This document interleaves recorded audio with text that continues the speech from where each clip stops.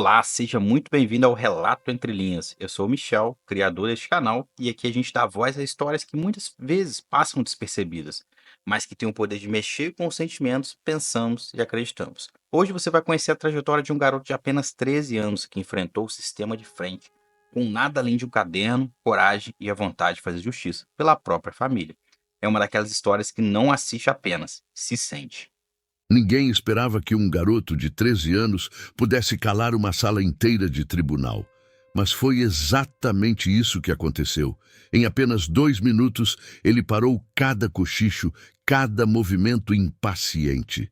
Só restou o som seco das páginas do seu caderno sendo viradas e o cheiro antigo da justiça, misturado com tensão no ar. Mas o que um menino tão novo poderia ter a dizer? E mais, porque tantos adultos pareciam ter medo do que ele escrevera naquele caderno vermelho. A resposta é simples e desconfortável. Às vezes, a verdade dói mais quando vem da boca de quem não deveria saber tanto. E neste caso, ela estava prestes a desmontar tudo. A cidade de San Omo, na fronteira da Geórgia, parecia congelada desde que a notícia se espalhou. Um jovem negro foi preso durante uma abordagem policial mal explicada. A família Reis, conhecida por sua presença tranquila na comunidade, agora se via envolvida em algo que ninguém conseguia ignorar. O garoto no tribunal era Dário Reis, 13 anos, cabelos bagunçados, usando calças largas cor de vinho e uma camiseta desabotoada, ainda com a mochila pendurada nas costas, como se tivesse saído direto da escola. Mas não era aula de álgebra. Era um julgamento. Sua mãe, Selena, segurava sua mão como quem segura um fio de esperança. Não dizia nada. Não por falta de palavras, mas porque o nó na garganta não deixava. Ao lado, o filho mais velho. Cristóbal encarava o chão sem piscar. E mais adiante, o do meio. Matias era o nome repetido em todos os cochichos e manchetes. Foi ele quem havia sido abordado. Foi ele quem terminou com o ombro deslocado e uma acusação absurda: agressão. Um policial. Tudo porque os agentes pediram que ele saísse do carro sem explicação, reviraram sua mochila, seu carro, e só encontraram livros, café e um pacote amassado de fast food. Nada de drogas. Nada de crime. Só um menino e uma suspeita. E agora, seu irmão mais novo era quem encarava o tribunal, com um caderno cheio de rabiscos que pareciam inocentes. Até que fossem lidos. O júri pediu um recesso breve, mas ninguém ousou sair do lugar. Todos queriam saber o que Dário estava prestes a revelar. O defensor público de Matias estava preso em outro julgamento, em uma sala do outro lado do prédio. A promotora, impaciente, batia com os dedos em um maço de papéis enquanto lançava olhares rápidos para o relógio. Matias se mantinha imóvel ao lado de um dos oficiais, o rosto tenso, como se cada movimento estivesse sob observação. Foi Pearson, nesse momento, que Dário se levantou, sem alarde, sem teatrinho. Ele apenas caminhou em direção à frente da sala, com as mãos agarradas ao seu caderno, como se carregasse algo precioso demais para ser deixado de lado. "Senta, garoto", murmurou alguém no fundo.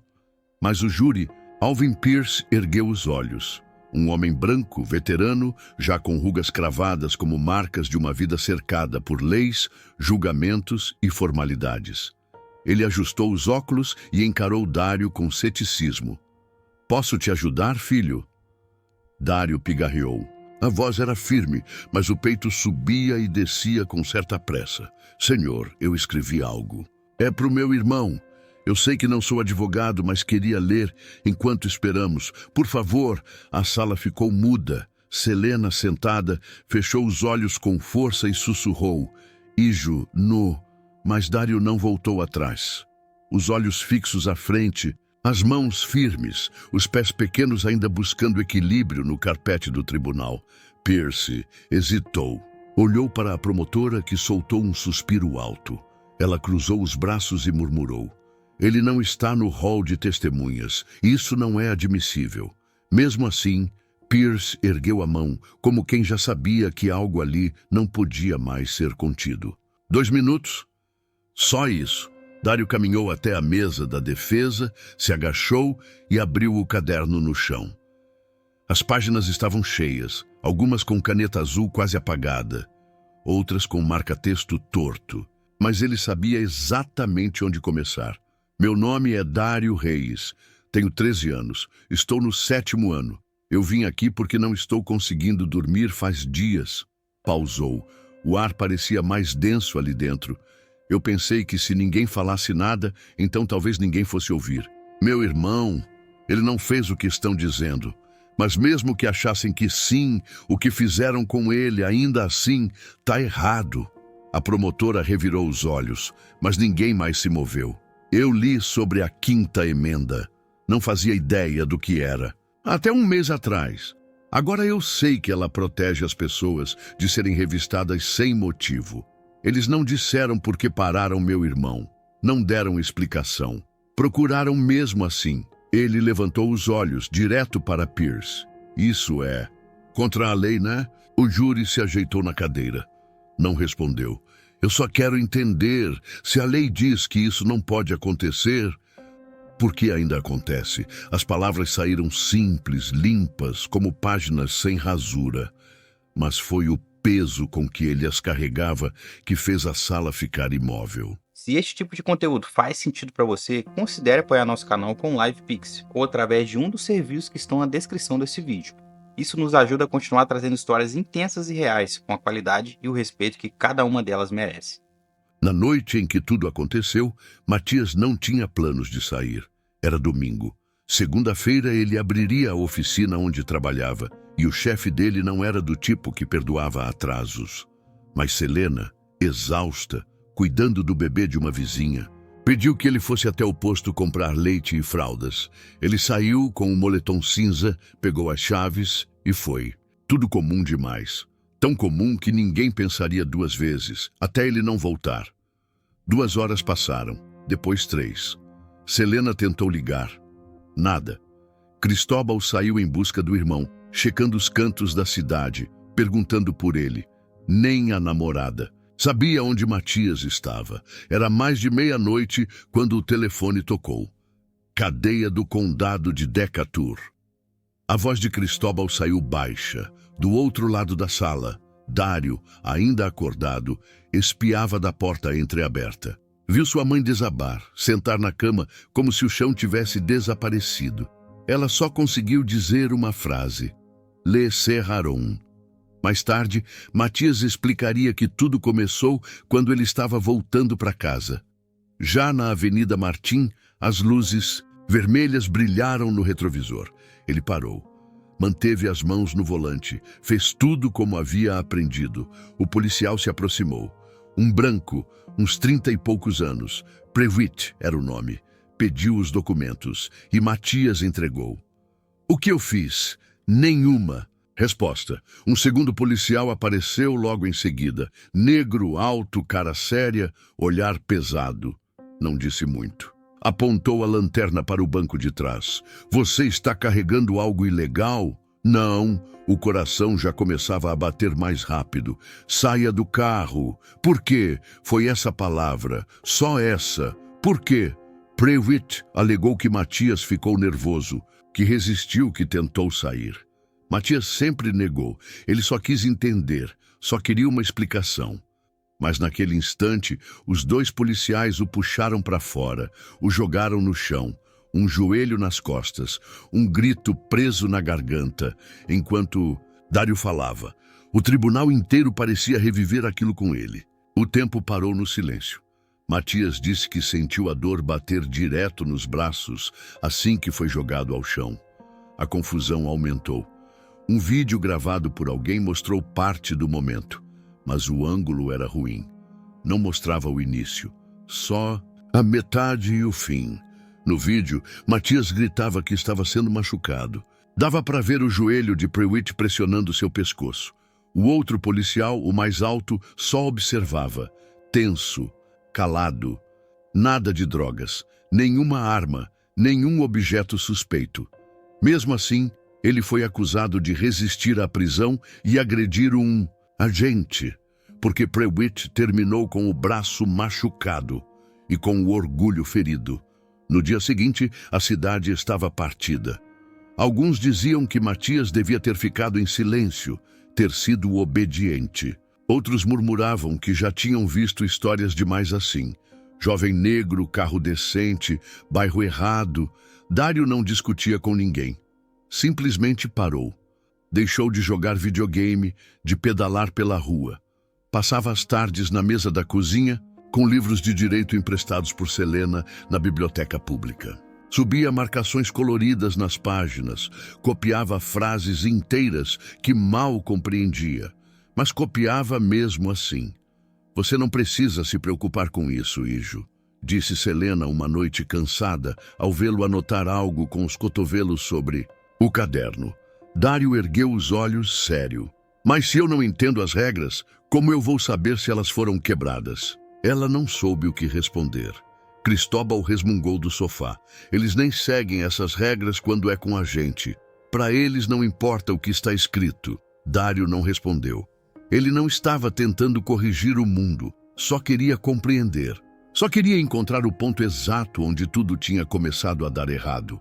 Leu nomes de julgamentos, assistiu vídeos de audiências antigas, imitava o jeito dos advogados falarem, como formulavam perguntas. Treinava em frente ao espelho. Não contava para ninguém. Cada página escrita no seu caderno era uma tentativa. Um pedido silencioso para que talvez alguém escutasse. E sem que percebesse, já havia gente ouvindo. Só que nem todos gostaram do que estavam ouvindo. Começou como curiosidade, mas logo virou inquietação. Depois que Matias foi preso, tudo ao redor de Dário pareceu mudar de tom. As sirenes pareciam mais altas à noite, as batidas das portas mais secas, as vozes dos adultos mais tensas. Selena tentava fingir que nada havia mudado. Cozinhava como sempre, lavava a louça no mesmo ritmo, mas até o som da colher batendo no fundo da panela parecia desconfortável. Ninguém falava sobre isso, mas a casa estava diferente. Parecia que todos ali estavam apenas esperando por algo, e ninguém sabia o quê. Dário parou de jogar bola depois da escola. Voltava direto para casa sem tirar os olhos do chão. Ao entrar, colocava a mochila sobre a cadeira da cozinha, abria seu caderno e voltava a escrever. Ele detalhou tudo o que Matias contou. O tempo exato, o lugar onde foi parado, as palavras que ouviu primeiro. Descreveu os policiais, o tom da voz, até a posição das mãos no volante. Não queria esquecer nada. No início, achou que escreveria uma carta simples, uma nota para o juiz, explicando que seu irmão não era encrenqueiro, era só alguém que ajudava a mãe, trabalhava na loja de autopeças e uma vez carregou sacolas de supermercado para a senhora Gertrudes, que o chamou de cavalheiro, e lhe deu $10. Mas então ele leu os relatórios da polícia. O jeito como estavam escritos. As palavras pareciam calculadas para transformar Matias num risco, um problema. Não um filho que dividia o pouco que ganhava com a família. Isso fez Dário mergulhar mais fundo. Passou a fazer perguntas em sala. No começo, os professores respondiam com frases prontas, mas quando ele insistiu, o professor Voss, de Cívica, lhe entregou uma cópia impressa da Constituição e uma caixa com artigos antigos. Quer saber quais são os seus direitos? Comece por aqui. Naquela noite, Dário ficou acordado até tarde, lendo cada linha. Nem tudo fazia sentido, mas algumas partes sim. E uma delas ficou marcada na mente dele. A Quarta Emenda. Ela falava sobre proteção contra buscas e apreensões, injustificadas. Na manhã seguinte, ele voltou às suas anotações. Lembrou que os policiais não tinham causa provável, não havia mandado. Nenhuma explicação antes da abordagem. Só disseram, sentimos algo, e aquilo bastou para tirarem Matias do carro e empurrá-lo contra o chão. Dário não engoliu. Fácil. No dia seguinte, perguntou ao professor, sentir cheiro é o suficiente para revistar alguém? O senhor Voss coçou a barba. Depende do estado. Em alguns lugares, sim. Em outros, não. Mas... e aqui? É aqui que fica complicado, respondeu o Sr. Voss. Aquela frase grudou na mente de Dário como uma pedra incômoda dentro do tênis. Complicado era uma palavra que parecia esconder coisas, mas foi outra que ficou martelando com mais força: razoável. Os tribunais decidiam o que era razoável. Mas quem eram essas pessoas? Um policial com raiva? Um júri exausto? Alguém atrás de uma mesa querendo bater meta? Dário escreveu no topo do seu caderno, em letras grandes: quem decide o que é razoável? A partir dali, começou a organizar tudo como se fosse um caso de verdade. Argumentos, tópicos, citações, perguntas. Toda vez que encontrava um caso parecido com o de Matias, copiava e lia em voz alta, sozinho na sala. Imaginava que a parede era um júri. Os quadros, advogados, a cortina, o juiz. Sheila o viu uma vez no meio disso. Estava de pé, falando sobre causa provável, segurando o caderno aberto com as duas mãos. Ela encostou na porta sem fazer barulho, braços cruzados. Ele se calou quando notou sua presença. Eu só quero ajudar, disse Dário, sem saber se devia continuar. Ela respondeu com a voz embargada. Eu sei, meu filho, mas isso é coisa de adulto. Ele não retrucou, só virou as costas e voltou a ler. Ela não o interrompeu. Deixou a porta aberta. Durante 2 semanas, Dário se trancou naquele mundo. Esqueceu os vídeos engraçados que costumava assistir. Ignorou as mensagens dos colegas. Se interessava mais por Terry v. Ohio do que por qualquer desafio online. Começou a estudar como advogados falavam. Viu sessões de julgamento no YouTube. Reparava no tom de voz, nas pausas antes de um argumento. Ele não queria usar toga. Só queria que alguém escutasse. A primeira vez que viu Matias no tribunal, com a camiseta amarela, o rosto machucado, os olhos no chão, sentiu o corpo inteiro gelar. Ele percebeu ali que ninguém ia defender seu irmão melhor do que ele, mas também percebeu que dizer a verdade não era o suficiente, principalmente quando a verdade não combinava com o que esperavam ouvir. Dário não planejou falar. Só levou o caderno porque era o que ele podia controlar. Em um mundo onde ninguém se importava com o que um garoto de 13 anos tinha a dizer, o caderno era a única coisa que fazia sentido. Ele só queria estar perto, ver Matias, sentir que estava tentando. Mas, quando o juiz anunciou o atraso do defensor público, dizendo que a sessão seria pausada, Dário já estava de pé, sem pensar. O corpo agiu antes da cabeça.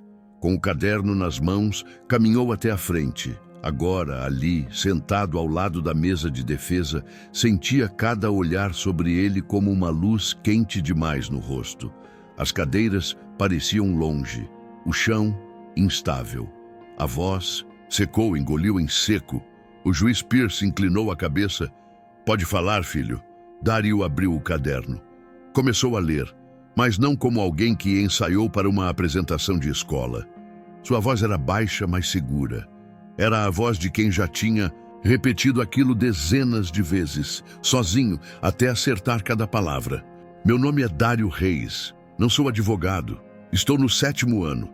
Sei que não deveria estar aqui, mas também sei que o que fizeram com meu irmão não é só sobre ele. É sobre minha mãe. Sobre mim. É sobre todos nós. Quando as regras deixam de valer. Fez uma pausa. Ninguém se mexeu. Um jurado tirou os óculos, esfregando os olhos. Dário virou a página. Eu li sobre buscas e apreensões. Eu li sobre o que é permitido. Não estou aqui para dar desculpa. Eu só quero saber por que meu irmão foi puxado do carro, machucado, sem que dissessem o motivo. Disseram que sentiram algo, mas cheiro não é certeza, é dúvida. E quando é que uma dúvida vira justificativa para jogar alguém no chão, as conversas começaram no fundo. A promotora ajeitou a blusa e se remexeu na cadeira. O juiz fez sinal para silêncio. Dário encarou o júri. Não encontraram nada no carro. Nada. Nem arma, nem droga, nem coisa roubada. Mas ele está aqui, preso. E os policiais foram para casa. Trabalharam no dia seguinte. Como se nada tivesse acontecido, uma voz no fundo se levantou. Deixa o garoto falar. Dario apontou para uma anotação no caderno. No caso Map v. Ohio, a Suprema Corte decidiu que provas obtidas ilegalmente não podem ser usadas em tribunal. Se a revista foi ilegal, tire o que sobra. Silêncio. O juiz Pierce olhou devagar, tentando esconder o impacto. Dario puxou o ar com cuidado, como se até respirar alto fosse arriscar o momento. Não estou dizendo que meu irmão é perfeito, mas se a lei importa, tem que importar para todo mundo, até para ele, até para a gente. Fechou o caderno devagar, foi só isso. A sala segurou o silêncio como se esperasse permissão para reagir. E ninguém soube exatamente o que fazer. O juiz não disse nada, a promotora ficou calada. Até o segurança desviou os olhos, como se tivesse esquecido o script. Matias, ao lado do oficial, encarou o irmão como se estivesse vendo algo que nunca tinha percebido antes. Selena levou a mão à boca, os olhos já cheios. Não eram lágrimas de orgulho, eram de reconhecimento. Dario não havia dito nada sofisticado, nem precisava. Ele entendeu, e no meio desse silêncio, o que ninguém notou foi o homem da segunda fileira pegar o telefone. Não para gravar, mas para fazer uma ligação. Anthony Craig era o nome dele. Advogado criminalista em Columbus. Blazer cinza, fala baixa, discreto. Estava ali só de passagem, assistindo o caso a pedido de um amigo. Tinha vindo sem intenção de intervir. Mas quando Dario terminou, Craig se inclinou. Ficou assim, imóvel, por quase 1 minuto. Depois saiu e ligou. Dentro da sala, o clima estava começando a se mover de novo. O juiz Pierce pigarreou. Isso foi inesperado. Jovem, agradeço sua dedicação. Fez uma pausa, observando a promotora e o tribunal com olhos que mediam tudo. No entanto, aguardaremos. O Sr. Banner, o defensor designado, antes de considerar qualquer comentário oficialmente, Dario apenas assentiu, escondendo o caderno debaixo do braço, como se fosse escudo. Suas mãos estavam tremendo agora. Tinha falado, tinha feito, mas não fazia ideia do que viria depois. Matias olhou para ele, movimentou os lábios. Obrigado. Do lado de fora, Craig finalizava a ligação. Você precisa vir aqui. Esse caso está todo torto. E um garoto acabou de apresentar uma defesa melhor do que metade dos advogados com quem já trabalhei. 20 minutos depois, quando o defensor público Banner chegou, o tribunal já não era o mesmo. Os olhares em direção a Matias tinham mudado. Não viam mais só o uniforme da prisão. Viam a família. Viam o irmão mais novo. Um menino com termos legais no bolso e coragem nos olhos. O juiz retomou a sessão. Banner pediu desculpas pela demora e correu os olhos pelos papéis. Mas já era tarde. Dario tinha feito o que nenhum advogado conseguiria em um dia de argumentação. Ele fez as pessoas se importarem. Banner percebeu. Até a promotora percebeu. O tom dela mudou. As frases absolutas deram espaço para "se o júri entender". Dependendo da interpretação, Dario percebeu cada ajuste. Craig entrou no fundo da sala enquanto a tarde começava. Ficou ali, braços cruzados, observando em silêncio. Esperou até que o momento certo surgisse. Então chamou o oficial de justiça e pediu uma conversa com o juiz. Pouco depois, Pierce chamou um recesso. Atrás das portas fechadas, Craig se apresentou. Disse que gostaria de representar Matias como coadvogado sem cobrar nada. Levantou inconsistências no relatório policial, a ausência de câmeras corporais. Citou a fala de Dario como algo que, mesmo não sendo oficial, tinha peso. Um peso que podia influenciar como o júri enxergava tudo aquilo. O juiz ouviu. Não deu sua palavra final, mas autorizou Craig a se juntar à defesa dali em diante. Quando o tribunal foi retomado, Craig entrou e se sentou ao lado de Matias. Houve um movimento estranho na sala. Cadeiras sendo puxadas, murmúrios baixos. Sheila franziu a testa. Cristóbal cutucou e cochichou. Quem é esse? Dário só observava. Craig o olhou e acenou, quase imperceptível. E foi só isso. De volta ao tribunal, Craig se levantou e protocolou sua primeira ação. Uma moção formal para suprimir as provas obtidas na parada de trânsito. Craig não falava alto, mas cada palavra sua parecia pesar o dobro. Ele releu trechos do caderno de Dário e os conectou com referências jurídicas, pedindo ao juiz que reconsiderasse a validade da abordagem policial. Aquilo não era só uma estratégia de defesa, era um recado direto. Esse caso não seria ignorado. Pela primeira vez, o oficial Prewitt não parecia no controle. Arrumou a gravata mais de uma vez, engoliu seco antes de responder. Quando questionado sobre o motivo da abordagem, repetiu o que já havia dito antes. Eu senti cheiro de maconha. Craig levantou uma sobrancelha, como quem não estava satisfeito. Pode descrever esse cheiro? Era fresco? Queimado? Adocicado? Forte? Prewitt piscou. Perdão? O senhor disse que sentiu cheiro de maconha. Pode ser mais específico? O silêncio foi longo. Eu presumi que era. É o que costuma ser nessas situações. Craig seguiu. O senhor confirmou isso antes de fazer a busca? Prewitt desviou os olhos para o promotor. Craig não precisou insistir. O impacto já tinha sido causado. Dário, sentado no banco com os dedos entrelaçados, não fazia ideia de como suas palavras tinham aberto caminho até ali e o quanto ainda iriam mais longe. Na quinta-feira, os corredores do condado de Decatur estavam cheios de sussurros. Não sobre a abordagem, não sobre Matias, mas sobre Dário. Alunos, professores, funcionários da escola, um por um comentavam. Um repórter local tentou ligar para a casa 2 vezes. Selena desligou nas 2. Não queria Dário no centro de nada, mas o assunto já tinha escapado das mãos. Era difícil ignorar. Um garoto da 7ª série de pé no tribunal citando a Constituição. Isso não acontecia todo dia. Enquanto isso, Craig cavava fundo. Pediu todas as gravações da noite da abordagem. O departamento respondeu que a câmera do carro teve falha técnica. Apenas a body cam de um dos policiais havia gravado parte da situação e só começou a filmar depois que a revista já estava em andamento. Quando Craig analisou os registros de horário, apertou o maxilar e não disse nada. De volta ao tribunal, ele desmontava as declarações de Prewitt com precisão. Perguntou sobre horário exato, iluminação, registro de chamadas. E cada nova pergunta deixava Prewitt menos seguro. Então Craig soltou a surpresa. Um vídeo de segurança de uma loja próxima à esquina onde Matias havia sido parado. A imagem era granulada, mas clara o suficiente para mostrar o carro sendo seguido. As luzes piscando. Nenhuma infração visível, nenhuma manobra errada. Aquilo era tudo. A base da defesa estava formada.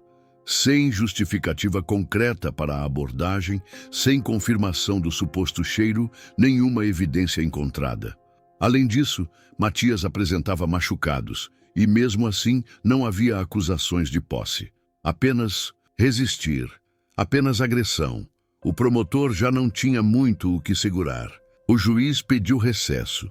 A sala foi esvaziada. No corredor, Selena se sentou com Dário ao lado. Ela não falava muito nos últimos dias. Seu rosto carregava um cansaço antigo, mas ali, naquele banco, ela pegou a mão do filho. Você fez mais do que eu podia pedir, disse baixinho. Dário encarou os próprios tênis. Eu só queria ajudar. Cristóbal apareceu com 2 refrigerantes. Entregou um para o irmão. Garoto, eu não sei o que você vai ser quando crescer, mas quem tiver do outro lado que se cuide. Dário sorriu, pela primeira vez em dias. Quando o juiz retornou à sala, a expressão era firme. Segurava a caneta entre os dedos como se pensasse em cada palavra. Este é um caso complexo, as emoções estão elevadas. Mas a defesa apresentou questionamentos sérios quanto à legalidade da abordagem. Pausa. Olhos voltados para ele. Dada a ausência de causa provável, a falta de imagens completas e os relatos contraditórios, concedo a moção para suprimir todas as evidências obtidas durante a parada. Um som coletivo escapou da plateia. Pequeno, mas carregado de significado. Sem as provas da abordagem, a estrutura da acusação começava a desmoronar. A promotoria pediu tempo para reavaliar o caso. O juiz concedeu, mas já estava claro que as coisas tinham mudado de direção. No lado de fora do tribunal, Matias saiu com a roupa comum de novo. Jans, moletom cinza, sem algemas, sem uniforme laranja. Parou logo depois de cruzar as portas. Dário o esperava. Mochila nas costas, caderno preso no peito. Matias o encarou por um momento. Depois puxou Dário para um abraço apertado, sem dizer nada. Foi rápido, mas cheio de tudo o que não havia sido dito nos últimos dias. Selena se aproximou, os braços envolvendo os dois filhos, como se quisesse manter aquilo junto por mais tempo. Pessoas passavam pela calçada, olhando discretamente, murmurando entre si. Do outro lado, Craig passou com sua pasta sob o braço. Parou por um segundo, inclinou a cabeça para Dário e disse: "Você sacudiu o chão desse tribunal. Não esquece disso." Enquanto a família Reis finalmente respirava, depois de semanas tensas, ninguém ali sabia o que estava acontecendo dentro do escritório da promotoria. Um e-mail silencioso havia sido enviado. Solicitação de revisão interna. O tipo de movimento que vai além de um único caso. As acusações contra Matias ainda estavam de pé naquele momento, mas o equilíbrio havia mudado. Todos sentiam isso. Nos dias seguintes, o prédio da promotoria desacelerou. Papéis mudavam de mãos, reuniões fechadas, o nome Prewitt começou a circular com mais cuidado. O oficial foi transferido para o serviço interno, aguardando avaliação. Sem comunicados à imprensa, sem explicações públicas, Matias teve que retornar ao tribunal uma vez mais. O clima era diferente. Ninguém falava alto, mas havia tensão no ar, como se todos estivessem esperando alguma coisa. 2 repórteres estavam do lado de fora, cadernos nas mãos, cochichando e observando. Um cinegrafista tentou uma foto. Selena manteve os olhos baixos. Dário andava com a mão no bolso. Não procurava o celular. Segurava firme a borda do caderno, como se dependesse daquilo para não se perder em meio ao que estava acontecendo. Lá dentro, o juiz Pierce leu uma nova moção. Demissão sem prejuízo. Isso significava que o caso não iria adiante, por enquanto. O promotor explicou que a validade da abordagem policial estava em análise e seguir com o julgamento não serviria aos interesses da justiça naquele momento. Quando o martelo tocou a mesa, Selena soltou o ar como se tivesse segurado a respiração. Por dias, ao sair do tribunal, Dário ficou parado por um instante. Observou o banco onde o juiz estivera sentado. Tinha dificuldade em entender como tudo aquilo havia virado tão rápido. Um menino de 13 anos, sem nenhum diploma, sem autoridade, havia dito algo que fez adultos pararem. Não porque gritou, mas porque falou o que ninguém mais tinha coragem de dizer. Craig apareceu antes que eles fossem embora. "Já pensou em virar advogado?" perguntou casual. Dário deu de ombros. "Só queria que ouvissem." Craig assentiu. "É assim que começa." Foram embora. De volta à casa, a rotina tentava encontrar seu lugar de novo. Matias voltou a trabalhar na loja. Selena voltou a cantarolar baixinho enquanto cozinhava. Cristóbal voltou a provocar Dário por causa dos tênis gastos e dos cadernos que não saíam mais da mesa da cozinha. Mas Dário, ele estava diferente. Ainda pedalava pelas ruas depois da escola, mas agora a mochila tinha 2 livros. Um da escola e outro de direito. Não falava muito sobre o tribunal, não precisava. A cidade lembrava por ele. Certa manhã foi chamado à sala da diretora. "Estamos orgulhosos de você", disse ela com um sorriso. "Você lembrou muita gente de que a idade não decide se o que você diz importa." Dário balançava os pés debaixo da cadeira, sem saber bem como responder. A diretora abriu uma gaveta e tirou um caderno novo. Capa de couro, páginas limpas. "Continue escrevendo." Ele levou aquilo como se carregasse uma responsabilidade. Não por fama, nem só por causa de Matias, mas porque aquelas madrugadas na cozinha acenderam algo que não se apagava mais. Ele entendeu que o silêncio também faz parte do problema e que, às vezes, quem deveria proteger erra. E quando isso acontece, alguém precisa dizer algo, mesmo que a voz falhe. Meses depois, Dário se apresentou na aula de cívica. Nenhum tribunal, só carteiras, colegas e um quadro branco rangendo, contou a história. Não para se exibir, nem para reviver tudo, mas para mostrar como conhecer os próprios direitos pode ser a única barreira entre alguém e uma injustiça. No fim, respirou fundo. A maioria de nós não vai pisar num tribunal tão cedo. Mas toda vez que a gente fica quieto diante do que é errado, alguém perde. Eu não falei porque sou corajoso. Falei porque não dava mais para ficar calado. Os colegas aplaudiram. A professora enxugou os olhos. Dário, com um sorriso leve, fechou o novo caderno com as duas mãos. Se essa história tocou você de alguma forma, se te fez pensar ou lembrar de alguém que já viveu algo parecido, se inscreve no canal. Aqui, cada história tem uma voz, e a sua também pode fazer a diferença. E antes de sair, me conta aí nos comentários o que você teria feito no lugar de Dário. Ou melhor, você acredita que sua voz teria ouvida se falasse algo tão verdadeiro quanto ele? Te leio lá embaixo.